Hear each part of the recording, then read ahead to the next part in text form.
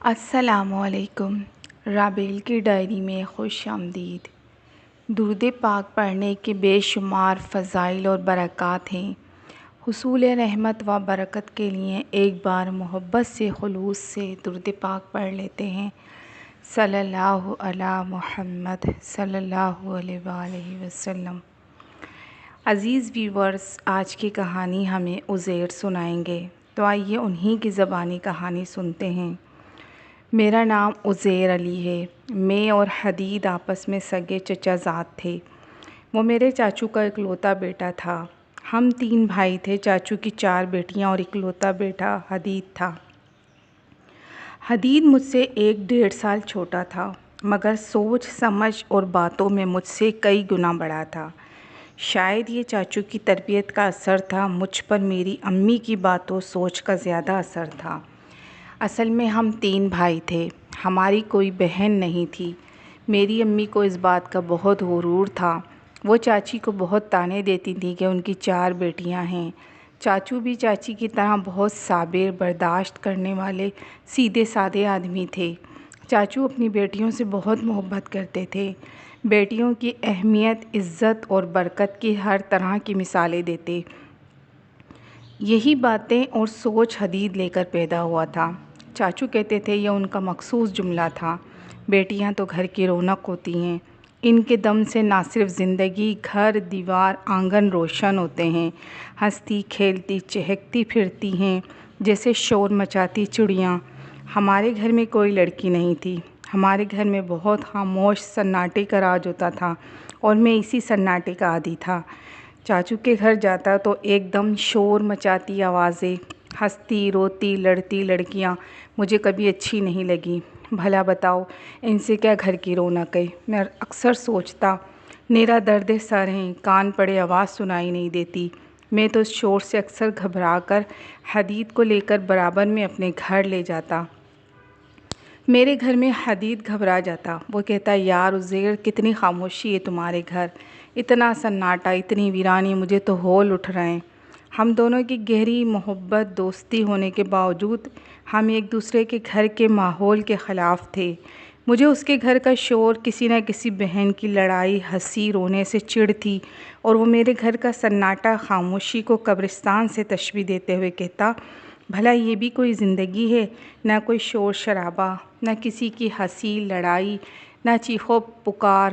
ایک دوسرے کی سوچ سے اختلاف نہ رکھنے کے باوجود ہماری دوستی اپنی جگہ قائم رہی۔ بچپن ایک ساتھ گزرا، ایک محلہ، برابر برابر گھر، ایک ہی اسکول، پھر ایک ہی کالج میں ساتھ پڑھ کر جوان ہوئے۔ اس دوران امی کا بیٹوں کا غرور، طعنے تشنے زور و شور سے جاری رہے۔ چاچی اور چاچو حسب عادت صبر و شکر سے خاموشی اختیار کیے، بیٹیوں کی تعلیم پرورش، پھر شادیوں کی فکر میں مشغول ہو گئے۔ میرے دونوں بڑے بھائیوں کی شادی کا وقت آیا۔ عزیز رشتہ دار، محلے دار، سب نے امی پر زور دیا کہ چاچا کی 1-2 بیٹیوں کو بہو بنا لیں۔ خوش شکل ہیں، کردار، اخلاق، گھرداری میں بھی ماہر ہیں، مگر میری امی اپنی بے نام ضد کے آگے غیروں میں جا کر بیٹے بیاہ کر بہویں لائیں۔ چاچا جی نے ہمیں اپنی 3 بیٹیاں جاننے والوں میں سادگی سے بیاہ دیں۔ ہمارے گھر جتنی خاموشی اور سناٹے میں شادیاں ہوئیں، چاچو کی بیٹیاں اتنے ہی شور شرابے، ہنگامے، ہنسی مذاق جیسے ماحول میں رخصت ہوئیں۔ چاچو اپنی لاڈلی بیٹیوں کی رخصتی پر بہت روئے، کسی محلے دار سے شکوہ بھی کیا کہ سگے بھائی باوج نے کوئی ایک بھی میری بیٹی نہیں لی۔ تب مجھے پتہ چلا چاچو کا ارمان تھا کوئی ایک بھتیجا ان کا داماد بنتا۔ خیر، امی تو یہ بات سن کر ہی آپے سے باہر ہو گئیں اور ابا جی حسب عادت خاموشی سے آنکھیں بند کیے لیٹ گئے۔ امی کے آگے ان کی نہیں چلتی تھی۔ میں اپنے گھر میں کنوارا رہ گیا اور چاچو کے گھر چوتھی بیٹی حنا اور حدید رہ گئے تھے۔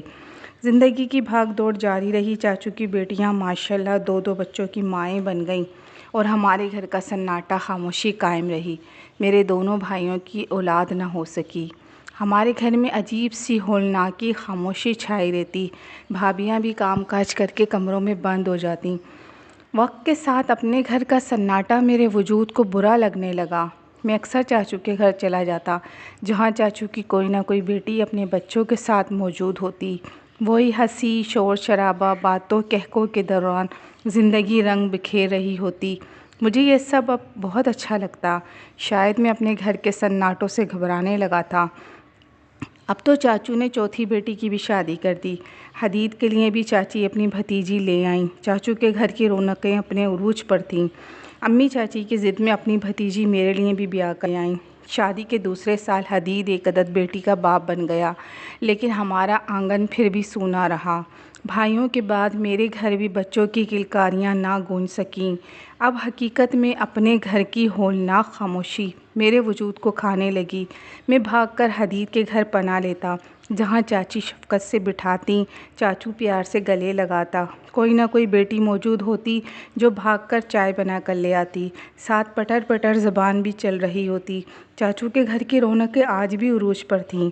हमारे घर की खामोशी ने मुझे ना जाने क्यों शोर शराबे और रौनक वाले माहौल की तरफ जाने पर मजबूर कर दिया। हालांकि हम तो बचपन से खामोशी के आदी थे। मैं घर की खामोशी से फ़रार हासिल करने किसी न किसी दोस्त या चाचू की तरफ ज़्यादा जाने लगा। फिर वक्त गुज़रता गया और अम्मी और का इंतकाल जल्दी हो गया। अब्बा के इंतकाल के 3 महीने बाद अम्मी भी आखिरी सफ़र पर चल दी। बहुत खामोशी और सन्नाटे में उनके जनाजे उठाए गए। हम भाई खामोशी से आंसू बहाते रहे। हमारे घर में कोई शोर शराबा ना हुआ। हमारे घर में मज़ीद अंधेरे सन्नाटे फैल गए। लोग अब तो हमारे घर को खामोशी वाला घर कहते थे। अम्मी के इंतकाल के 1 साल बाद ही चाचू भी हार्ट अटैक से चल बसे। चाचू के जनाजे पर इतने लोग, इतना शोर था कि मैं हैरान अपनी जगह साकत खड़ा था।